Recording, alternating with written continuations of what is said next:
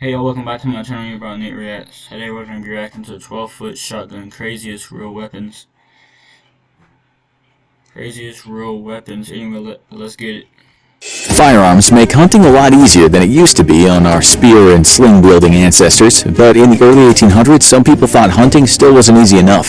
So they made a 12-foot shotgun. It's the only gun ever banned for being... What's the point of this 12-foot shotgun though?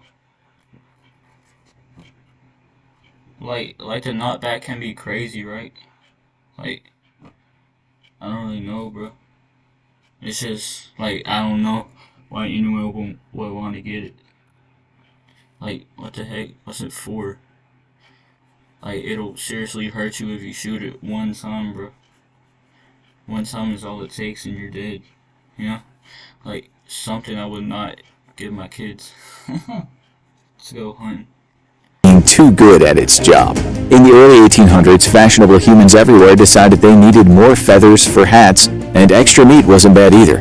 Luckily for humans, ducks could provide both. But there was... What does feathers have to do with it, though? What does feathers have to do with 12-foot shotgun? I don't know. I guess we'll find out. Still, I don't know what feathers has to do with it.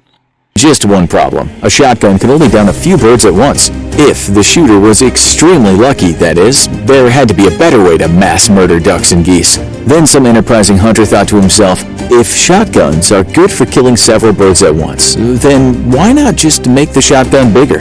And by God, this stroke of genius worked. Essentially nothing more than a massively upscaled shotgun. Like, look at that gun. It takes two people to literally hold it, bro. Two people. 12 foot. Like, it looks bigger than 12 foot, to be honest. It looks like 500 foot, I swear. Punt gun was soon born. Featuring barrels that were over 8 feet in length, sometimes as long as 12 feet, the punt gun had a bore 2 inches in diameter.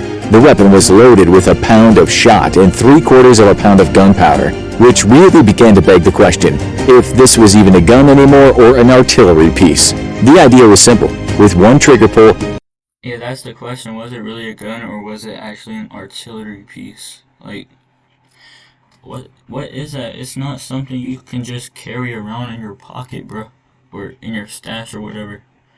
a hunter could spray several hundred pellets over a wide area, not at all unlike the modern-day claymore in gun form. The concept had already been proven to work for hundreds of years, with warships during the Age of Sail being loaded with 3 different kinds of shot: cannonballs for sinking ships, smaller balls attached with chains to destroy rigging, and grape shot to kill crew on the deck. Much like a warship, the punt gun could only be fired from a boat. Its size made it impossible for a man to shoulder and fire, if he valued retaining said shoulder. The incredible recoil would also make it perilous to fire from a fixed position. Instead, the gun was... See, they put it up on a stand because it's too hard to hold, and it's too heavy to hold, I mean, and then it'll knock you back, it'll kill you. Fastened to a small boat, and the hunter would then silently row himself into position so as not to scare the waterfowl away. Once in position, it was a simple matter of lining up a shot and then blasting dozens of birds on a one-way trip to meet their bird god. The recoil from firing the gun would actually push the boat back several feet. If you're a hunter today, you've probably given yourself scope eye at least once. Try that with a punt gun and you won't have an eye left to damage, or probably even a face for that matter. Did you see that dude? He was like, what's this, bro? Who are you hiding from? Like, I'm so confused at this dude. Like, what was he doing?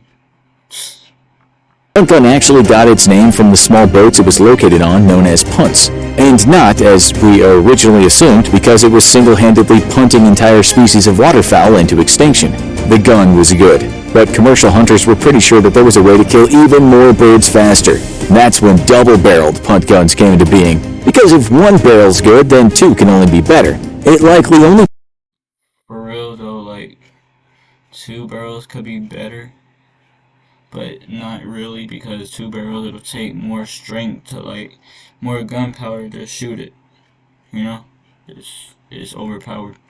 It took one attempt to immediately reduce the gunpowder load of a double-barreled punt gun versus its single-barreled cousins, as that much recoil was as likely to kill the hunter as it was a dozen birds. With a reduced powder load, the double-barrel punt gun actually proved to be less effective than the single-barreled punt gun, leading to a preference for the traditional single-barreled punt gun. Two barrels didn't work out, but if you couldn't add more firepower directly to the gun so as to kill more birds faster, then maybe it was just a matter of adding more guns. And that's exactly what commercial hunters began to do, eventually setting up whole fleets of punt guns that would cooperate in a single bird hunt. Well, at this point, the term hunt is being used quite loosely. Bird holocaust would be more like it, to maximize carnage. What would happen if they shot each other? Like, have they ever thought about that? Like, if they put up in like a fucking, I don't know, and they could easily just shoot each other. And profits, hunters would simply attempt to kill an entire flock at once. With fleets of up to 10 punt guns, each boat would silently move into position until the entire fleet effectively surrounded the flock of birds resting on the water. Because there was no radio or walkie-talkies back then, the men would carefully coordinate their firing with a pre-agreed upon signal, so that the guns fired all at once and thus gave the birds no chance for escape. First, though, the birds would be encouraged to fly. Otherwise, each punt gun would fire across the lake and at the boat opposite it. Once the birds were up in the air, though, the carnage lasted just a few seconds as the guns all fired in rapid succession. True. Like, look at that, bro. Like, why does that look like flags everywhere? I swear it looks like flags. 25 million bazillion gazillion drill flags, whatever. Up to 500 ducks or geese could be eradicated at once with this tactic. An entire flock of birds and their bird wives, their bird children, their bird grandmas and grandpas, all dead, perforated by thousands of lead pellets. Punt guns were only used by commercial hunters, which severely limited any potential market for weapons manufacturers. Sorry, punt guns are not my thing. They're not my thing either, because I would probably never even have enough strength to hold it, you know? This probably weighs like 500 pounds, bro. Like, damn. Thus, they were never officially supported by the weapons industry, which made repairing or finding parts for punt guns incredibly difficult. Fixes would often have to be jerry-rigged, with the hunters often being their own punt gun mechanics and engineers. However, the weapon was ultimately doomed for a reason no other weapon has ever been banned for in history. It was simply too good at its job. Ladies... Simply too good because it wiped out the frickin' flock of no flocking birds, no flock. You don't want it, you know? So they had to take it off of the market. Got their hat feathers and hungry people got their duck and goose meat, but within decades, bird populations began to plummet in the U.S. Punt guns were driving entire species of birds to extinction, with the hunters irrevocably destroying their own livelihoods, and yet commercial hunters fiercely resisted any attempt to make use of the punt guns illegal, because of course they did. The United States, however, eventually passed legislation to outlaw the punt gun. The transportation of game across state lines was made illegal in a bid to crack down on commercial hunting, and slowly but surely, legislation targeting the use of punt guns themselves for hunting. Yeah, I would imagine they would ban that. They would take it off because birds, there's probably more birds on the earth than what there is humans, you know? Like 7 billion, probably 8 billion humans, there's probably like 18 billion birds. Hunting was passed. Shortly after the complete banning of punt guns, bird populations began to rebound. Today, punt guns are not technically illegal in the United States, but it isn't legal to hunt anything with them. One may keep a punt gun as a collector's item, with 100 surviving punt guns around the world today. In the United Kingdom, punt guns are... There's 100 left in the world. 100 punt guns left in the world. Dang, bro. Look at that woman polishing it like it never gets rust. If there gets one freaking speck of rust on it, like, she'll throw it away. I don't know, she might. What? Used in various ceremonies thanks to a tradition started in 1897 by Queen Victoria. On her Diamond Jubilee, the Queen requested a punt gun salute rather than the traditional rifle salute. Pleased with the thunderous cacophony of a dozen punt guns firing at once, the tradition got picked up and spread amongst England's royals. Had the Nazis invaded the British Isles, they might have come face to face with a punt gun themselves. In 1941, an Irish local defense force unit was outfitted.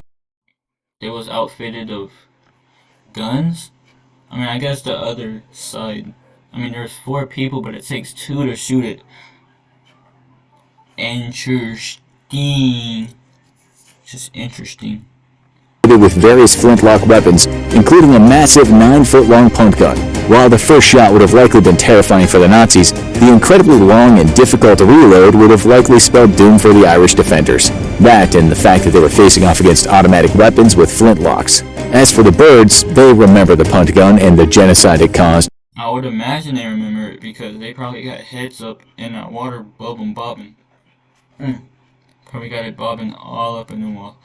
Anyway, that was the video. 12-foot shotgun, craziest real weapons. Anyway, I hope y'all enjoyed. Like and subscribe. Y'all already know.